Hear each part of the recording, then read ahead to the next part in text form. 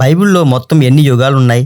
నిత్యకాలం నుండి నిత్యకాలం వరకు ఎన్ని యుగాలుంటాయో మీకు తెలుసా? ఈ భూమి మాత్రమే కాదు, అసలు ఈ విశ్వమే పుట్టక మునుపు ఏముందో, ఈ విశ్వము గతించిపోయిన తర్వాత ఏమి జరగబోతుందో తెలియజేసే ఒకే ఒక గ్రంథము బైబిల్. ఈ యుగాలను సాధారణ భాషలో కాలాలు అని కూడా చెప్పవచ్చు. బైబిల్ మొత్తం 10 యుగాల కోసం చెబుతుంది. అవి ఏంటో చూసే ముందు మా ఛానల్‌ను సబ్స్క్రైబ్ చేసుకోండి, అనేకులకు షేర్ చేయండి. 10 యుగాలలో మొదటిది నిత్యకాలము లేదా అనాది కాలము. ఈ యుగములో దేవుడు మాత్రమే ఉన్నాడు. రెండవది దేవదూతల కాలము. దేవుడు తర్వాత ఉన్న సృష్టి ఏదైనా ఉంది అంటే అది దేవదూతలే. మూడవది అజ్ఞాన కాలము.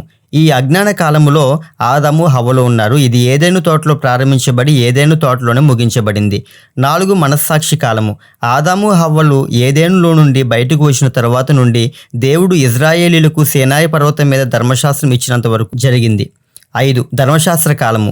సీనాయి పర్వతం మీద ప్రారంభించబడి యేసయ్య కాలం వరకు కొనసాగింది. 6 మధ్యకాలము. బాప్తిస్మం ఇచ్చి యోహాను వరకు కొనసాగింది. దేవుని వాక్కు ప్రత్యక్షత లేకపోవడం వల్ల ఆ కాలాన్ని చీకటి యుగము, అదేవిధంగా ఒక ప్రక్క బలులు మరొక ప్రక్క పాపక్షమాపణ జరుగుతూ ఉండడం వలన దానిని మధ్యకాలము అంటారు. 7 కృపాకాలము. ఇది పెంతుకోస్తు రోజున పరిశుద్ధాత్మ దేవుడు దిగి వచ్చినప్పుడు ప్రారంభించబడింది. శ్రమల కాలము, మహాశ్రమల కాలము.